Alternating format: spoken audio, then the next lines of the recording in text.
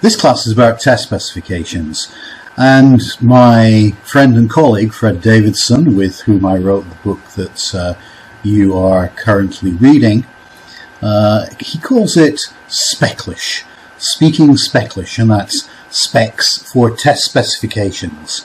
And test specifications, as you learn from the video that you watched prior to this class, these are the design documents, the blueprints for our test. And so Fred talks about speaking Speclish because it's a language in itself, and it's really, really important in the design of language tests.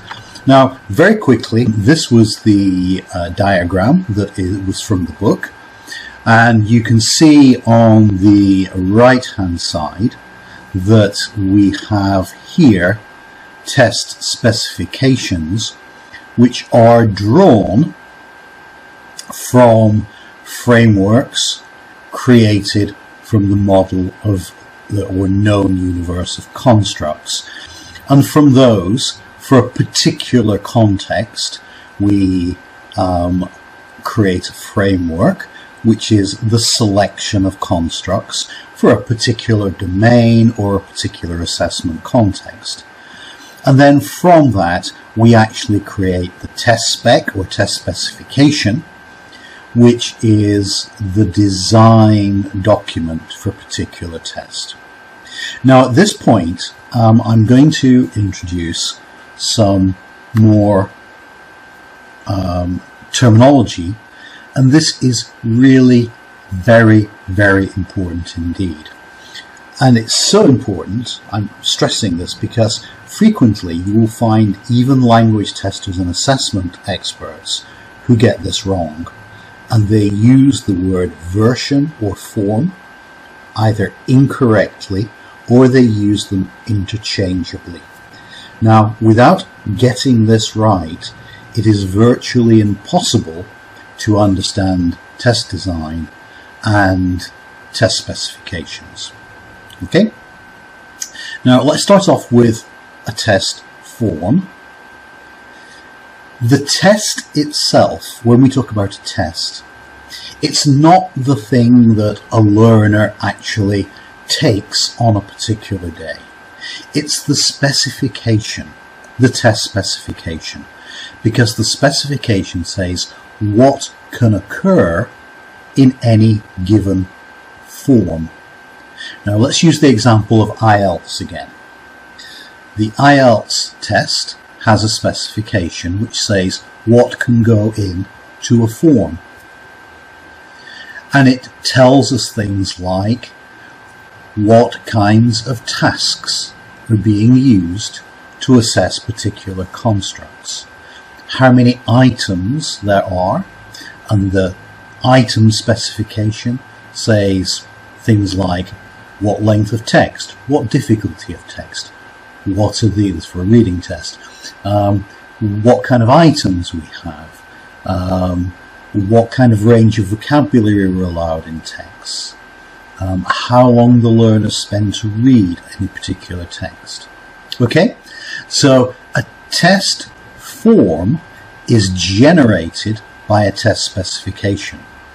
Now, you will know in the case of IELTS that if you go and sit IELTS, sit the test as we say, you are presented with a form, and at any one time with IELTS there are usually 5 or 6 operational forms, and the purpose of this is for test security primarily, so that if you go in you may not be sitting the same form as somebody else. But remember, the principle of fairness in testing, which is one of the issues we started talking about when we were discussing social aspects of language testing, is that everybody has an equal opportunity of getting the score that represents their current knowledge and ability level in the language.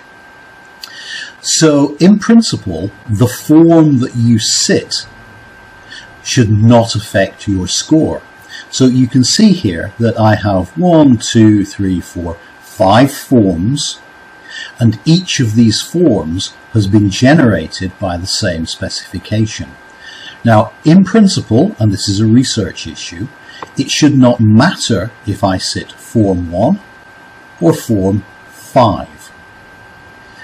I should get approximately the same score, given that there is random error in the system anyway. So we want equivalence of forms, and the existence of the test specification is designed not to absolutely guarantee, but to control the form, the difficulty, and the content of each test form. Okay? So we have a test specification, and if we ask 7 or 8 different people to work on the development of forms, the forms should be roughly equivalent. Similarly, we could create a task or item bank from a test specification, such that, let's say we have 4 texts and 40 questions in a reading test for academic English. We could sit down and generate 100 texts, and similarly for each one, if there are 10 questions per form, 1,000 questions with the relative number of questions per form, and then per text, and then we could randomly generate forms, each of which has 4 randomly selected texts with their associated 10 questions in a particular form. So in this case, we would mix and match texts and questions into forms, and that would give us more randomness that would protect test security. It would also mean that if we have repeat test takers, they would never take exactly the same form, even if they took the test multiple times. But the specification is designed to ensure that however the form is created, each one is as parallel as possible. Now, let's distinguish that from a version of a test. If I design a test, and we'll call it version 1, I create a test specification for that version, which says what is in the version, how it's structured. And from version 1, I then create forms. Now, let's say that after a year of using this test, I think that there is actually an improvement I can make. I can introduce a new item type to assess reading. So I introduce the new item type, which might be a short gap fill exercise, or it could be a short open answer exercise. I amend the test specification, and that test specification now generates new forms. All of the forms that exist for version 1 become redundant. They are just historical documents associated with version 1, because now I've gone on to version 1.1. And then the following year I make changes again, and I go on to version 1.2. And then again I need new forms. If there is a major change to the test, such that I get rid of one whole section of the test and introduce something new, then I would go on to version 2 of the test. And each time we have a new version, we amend the test specification, and the test specification then generates new forms. So up until now, I've been referring to anything a learner sees as just a test. But that's not right. The test is actually the test specification. And what the learner sees is a form which is generated from the test specification, which is a version of the test. Now, this is important again because in an institution, for example, if you have versions of the test and you keep records of the specifications, you can see over time how a test evolves, how it changes, and the thinking behind what it is that you want to assess for a particular context. So, test specifications are therefore really the test itself. And sometimes I refer to test specifications as like design documents, in the same way that we have design documents for buildings. And test specifications consist of a number of elements. One is the item or task specifications. So we say what it is that the learner will encounter for each individual item or task type. Secondly, we have evidence specifications. An evidence specification tells us how we will score each item and task, and how we will aggregate the score for each item or task into a final raw score. The raw score just means the number of correct responses, or the number that you get. In the case of a speaking assessment, you may decide to score it on a scale of 0 to 5 or 0 to 9.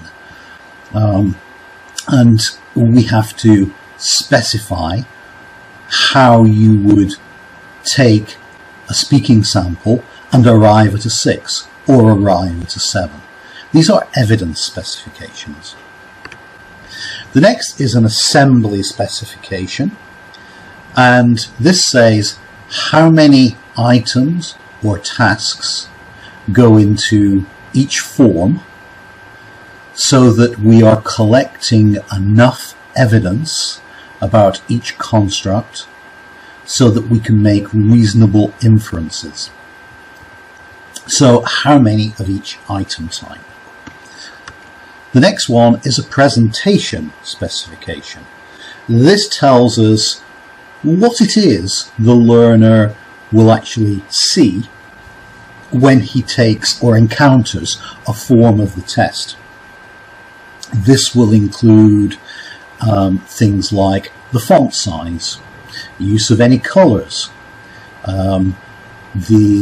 whether or not a text is on one page or 2 pages. In a computer-based test, it would be whether or not they're scrolling, where the buttons appear, and what kinds of buttons they are. So it's all of these nitty-gritty things, so that the format, what a learner would see from form to form, does not change, so that there is no danger of any of those features like font sizes or whatever influencing the score. Last but not least is the delivery specification, which says how the test is to be delivered. This includes not only issues like whether or not you're using computers or paper and pencil. It also includes all the administrative details about who the proctors or invigilators are, the kinds of environment in which the test is to be taken, and so on. So that includes the mode of delivery, as well as the environment in which the form is delivered. So these are the 5 subtypes of specifications that make up the test specifications. I want to just dwell on the engineering analogy, and I've put up a sports car here as an example. Getting hold of specifications is actually very, very difficult. And the reason for this, as they are the design documents for the test, is that they're exceptionally valuable. If you think about this, if I could get hold of the actual item specifications for tasks and items that are in the IELTS or the TOEFL IBT, then I would be able to recreate tasks and items that are hopefully parallel to those in the actual test. No one who makes a great sports car or an expensive piece of equipment puts all the design documents on the internet, because others would then be able to go off and make that car for themselves. It just doesn't happen. So these are very, very valuable documents, and you just don't want to give them away. The coaching industry, for example, would love to get hold of test specifications. So the next issue is security. I don't know how many of you have visited a testing agency, an examination board. I have on many, many occasions. The security is very, very high. Now, given that that's the case, you think about exam materials that may be produced for teaching purposes, books of tests. Some of them, if they're produced by the examination boards, may be past forms that are no longer in circulation. But if they're not, then there is no guarantee that the forms are useful for showing learners what a form might contain. Okay, so it's security, because no one wants anyone outside to get hold of these things and be able to recreate very valuable and important products, which is essentially what tests are. So we do have spec plates, and spec plates are kind of like templates. Okay, templates, but we call them spec plates. Speaking Speclish, and on the screen now you can see a barcode, and if you hold your phone or your tablet up and take a picture of that barcode, you'll be able to download a spec plate which was produced by Carl Popham in the 1990s, and this is a very popular spec plate, and it can be adapted or changed to suit the needs of a particular test. And this spec plate is essentially, thinking back to the different kinds of specifications that we had earlier, this specification is used primarily for items or tasks that are going to populate the test and then going to generate the forms. So we have these things called a spec plate, which is we put the information in, and when you download this, you'll see that, not surprisingly, right at the top we have something called a general description, and the general description states what it is that this task is designed to assess. In other words, specify the constructs or the skills, knowledge or ability. Okay, that's the constructs. And you might also wish to put in information about the criterion that it's meant to predict, and so on. And then we go through and we look at aspects of what the learner sees, how the learner responds. There's no particular slot for the evidence model, but that could be included. And then we normally produce a sample item. Sometimes we also produce anti-items And those are notice of an anti-item, like antimatter. If we produce a sample item or task which fits the specification, if we observe common problems or mistakes in people writing those items or tasks, we may include items that are not congruent with the specification. Notice that another term creeping in, congruency. Does an item or task match the specification? So if it's not congruent, it doesn't match the specification, we could include it as an anti-item and say why this is a poor item. And hopefully these items would be picked up through the quality assurance processes that a test producer has in place.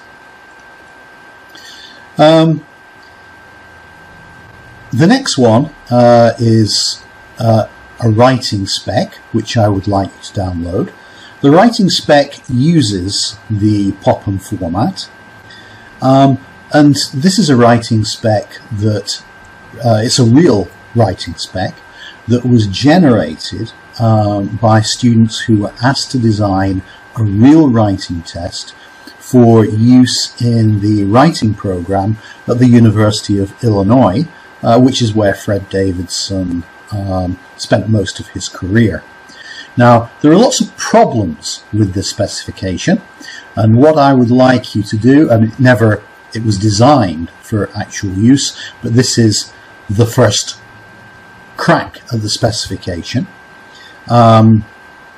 And the specification was then revised multiple times before the writing task was actually used.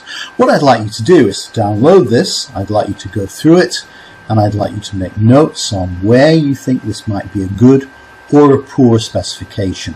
What are the good things about it? What are the poor things about it? I can tell you now there are many more poor things than there are good things.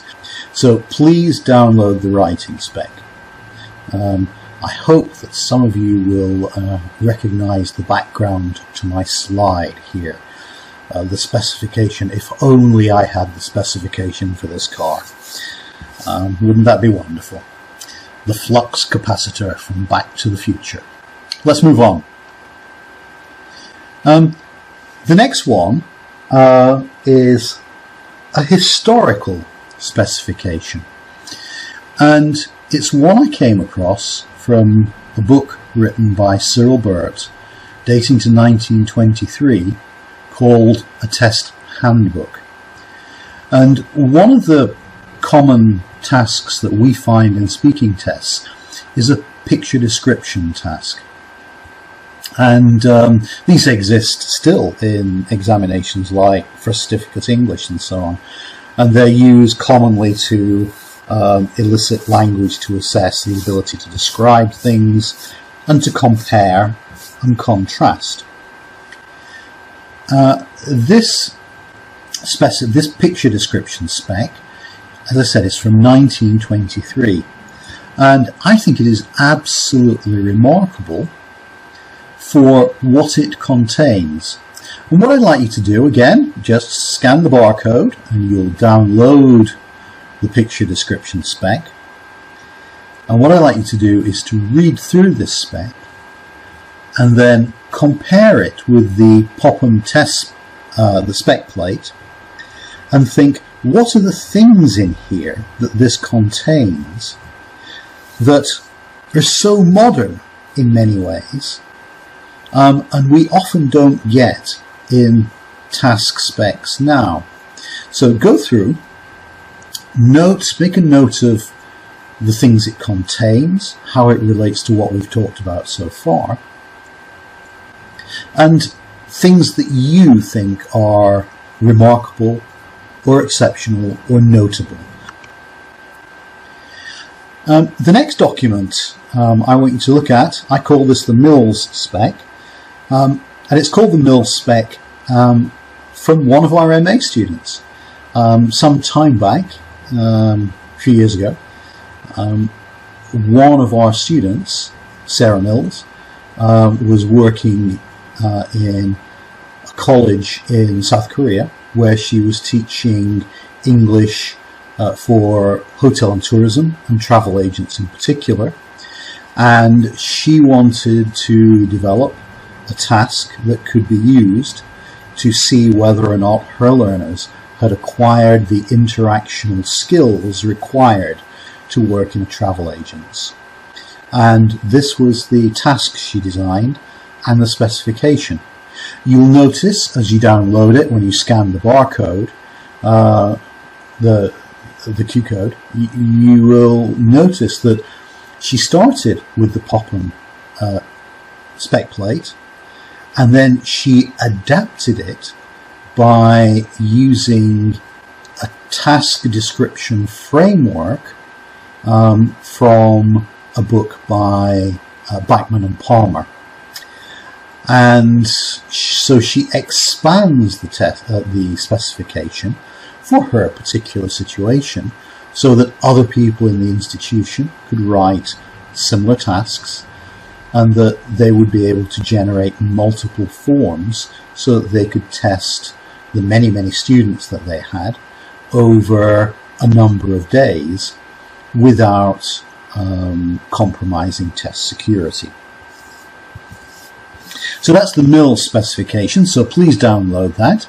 And what I would like you to do with this is to make notes on the specification, and I would like you to say what you like about it, what you don't like about it, what you would change.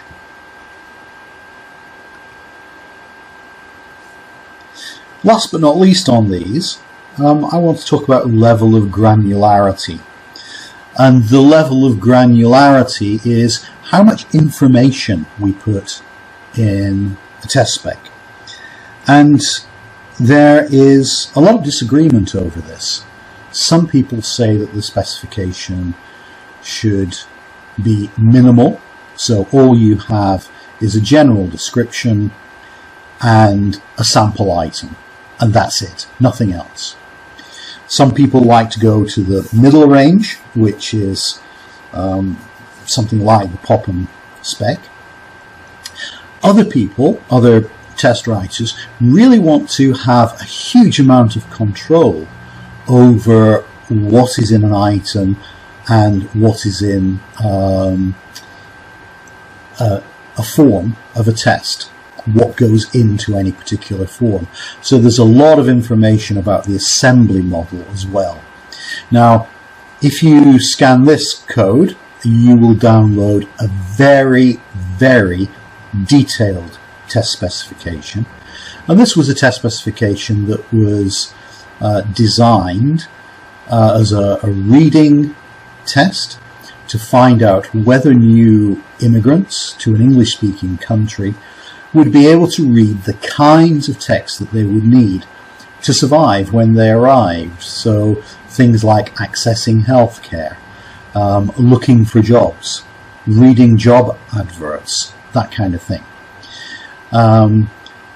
If there was no, in this sense, there was no implication that new immigrants, if they did not pass this test, would not be allowed in the country. It's not that kind of test. It was what kind of help will these people need to be able to start to integrate into an English medium society. Have a look at this and compare it with the other specs and see whether or not you think this very detailed spec has too much granularity. One of the interesting issues with different levels of granularity in item and test specs is whether or not item writers can cope with this level of detail. What is the level of detail that people really feel comfortable with, and what is the level of detail that produces the items or tasks that optimize their parallelism for inclusion in forms? And that's a research question. So in the specifications, we said that one of the key things is to define the construct, and that is, of course, what Popham intends in the general description. Okay, so we're going to look at two examples here. The first one is taken from the IELTS reading subtest. Now, we're looking here at the concept of reverse engineering as well, which you read about in the book chapter. Now, we've already said that getting hold of task item test specifications is very, very difficult because of security, because they're so valuable. What we then frequently have to do is look at sample tasks or sample items, and we reverse engineer them. And what reverse engineering about is saying, can we recreate the task or item specification from the task, from a set of tasks or items to which we have access? Now, also remember the other thing that we said about the audiences for test specifications, or at least Alderson said that in the video that you saw before the class. And he said that, you know, there are specifications for item writers, there are specifications for test takers, and so on. I prefer to reserve the term specification for the people who are writing the items and tasks, they're creating new forms of the test, and they're looking at versioning strategies for the evolution of a test. The handbooks from the testing agencies are the ones that tend to contain the information for test takers and for teachers, so that they can prepare students to take examinations. Now, if you look at the bullet points here, these are the things that are taken from the IELTS handbook that say these are the things that are being tested or assessed in the reading subtest of the IELTS. So you can see that these are all things that you could, you might put in your own list of constructs, skills for an academic reading test, like identifying structure, content, sequence of events or procedures, following instructions, and so on. All the way down to the more abstract drawing logical inferences. Now, if you scan the code, I hope you're getting used to this by now. If you scan the code there, you will download one sample task from an IELTS reading form. And what I'd like you to do with this, after the class is finished, is to look at this task. It's very short, a couple of pages, and then come back to this list, which you might like to take a picture of with your phone, and say which of these constructs or skills is being assessed in this particular task. Now, reverse engineering says, can we take a spec plate, like the Popham spec plate, and can we fill it in from a task? Now, if we can do that, we can then reverse engineer the task. We can create the specification from samples of tasks, and that may then allow us to say what are the skills that are assessed over a range of tasks that are likely to occur in this test. Now, you can see what the advantages of this are from our point of view, maybe as teachers.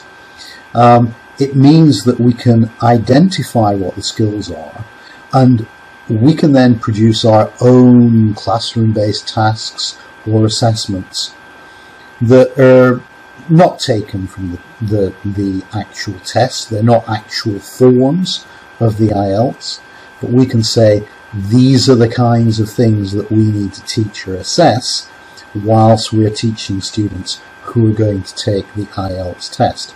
Now, this is much more sophisticated, a much more sophisticated method of preparing learners without just having them sit there and endlessly look at either past papers or, even worse, books of tasks and assessments that are written by people who think they know what's going on, but don't actually know what the test is attempting to do. So this is reverse engineering, and this is an example of it, and it's a mini activity for you to do. So download the example, then compare the example, look at the example and see what you think the example is assessing from the list. It may be assessing things that aren't on the list, but if that were the case, then we wouldn't have congruence between what IELTS say are the general things they wish to assess in their handbook and one of the examples. See what you think. Here's example 2. Now, in this case, there was a theory underlying a test that was written as a placement test for students who were entering a language school and attending a particular academic reading class. Now, the theory is drawn from applied linguistics, and it's the theory of different levels of reading from the work of the applied linguist Henry Widdowson. And he claimed that there were 3 levels. And he said the first level is the systemic level, which is linguistic competence. And he said this is grammar. In other words, you need an understanding of grammar to be able to read.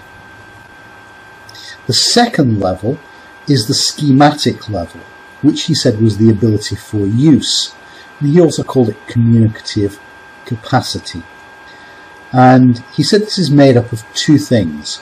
The first one, ideational schemata, is knowledge frames. Now, this is nice and straightforward. It means knowledge of the world that helps you to understand what is going on.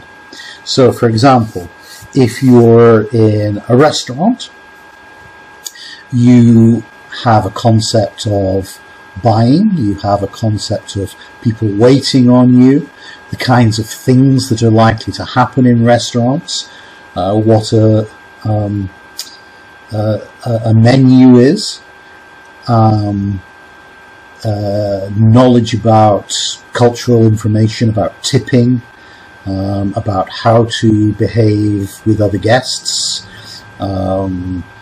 distances you must maintain with other people not to invade their personal space. It's all this kind of ideational stuff, the knowledge that is essential for you to get by in that context. The next aspect of this is procedural schemata, and he refers to these as scripts. That is, in a restaurant, people tend to say the same things over again. And if you know what a restaurant script is, you can get by pretty well. So, you go in and you might see a notice saying, please wait here to be seated. And you know to stop and wait. And then someone will come to you and say, good afternoon, sir. A table for how many? And you'll say, 2, please. Do you have any preference of where to sit? I'd like to be by the window if that's possible. And so it goes on. And it's pretty straightforward to predict what's going to happen at each stage. And if you know these scripts and understand them, again, you're going to get by in a restaurant much better than if you don't. Okay, the top level he calls the procedural level, or actual performance. In other words, saying stuff to get through the interaction. And he says that there are things like frame procedures, and this is how you structure your interactions. So when you utter something, how do you structure the utterance so that given information comes before new? How do you make it cohesive? And this is things like how to use appropriate lexical choices so that there's a lexical connection between sentences.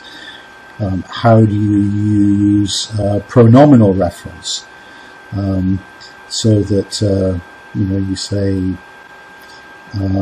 My wife would prefer a seat by the window. She likes to have plenty of light at this time of the day. So you've got my wife, she. Okay. Nice and straightforward. It's not, some people would say this is still grammar, but this is part of frame procedures according to Davidson.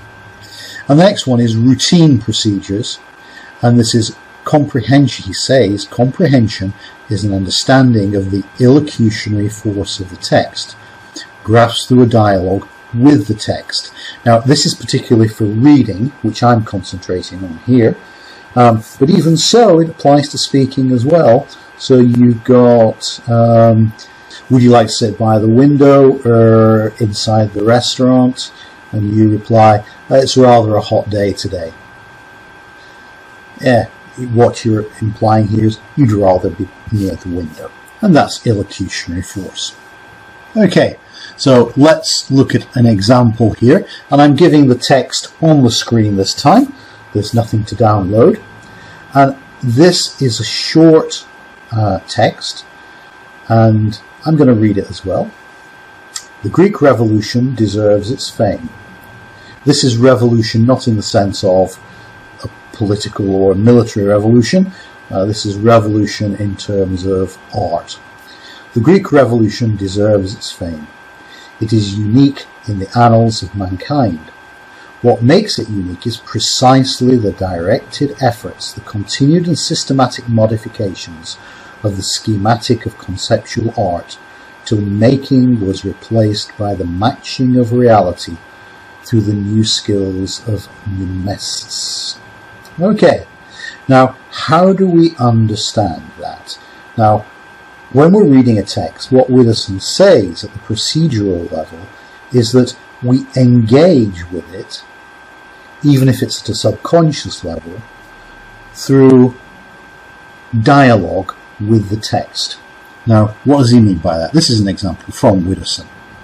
So, the Greek Revolution deserves its fame. Why does it deserve this fame? The second sentence is, it is unique in the annals of mankind. It's unique. And that's why it deserves its fame.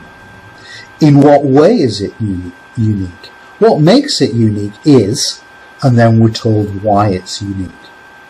Now, this kind of linking in dialogue helps to make a text not just cohesive, but also coherent. And indeed, sometimes when I read essays from students, I get to a sentence and I don't know why it's there. And the reason I don't know why it's there is because I can't see how it's linked to what went before in this kind of dialogic fashion. Okay, so that's what he means by the procedural level. Now, here is a procedural level test of reading, and it's one task, and it's called the philosophy text. And this was written to discover whether or not students entering this particular academic reading class could understand the procedural level of reading to understand texts. So what I'd like you to do here, you can see there's another code, so please scan that. You will download the philosophy text, and I'd like you to read through that and see if you can answer the questions. And if you can, try and do it by explicitly thinking of a question that would generate an answer to what comes next, and see if that helps you, and see whether or not you think this is a reasonable operationalization of that particular construct in a theory of reading. Now, I'm going to finish this class by talking about spec issues. So, these are some of the issues that we debate about around task specs, test specs. Clearly, the first one is congruence. And congruence is whether or not a task a new task that we produce matches its spec, or whether a new form of a test matches the test spec, and how do we check that? Well, I've already discussed that to some extent. We have the test specs, we have items or tasks, and then we have anti-items and anti-tasks.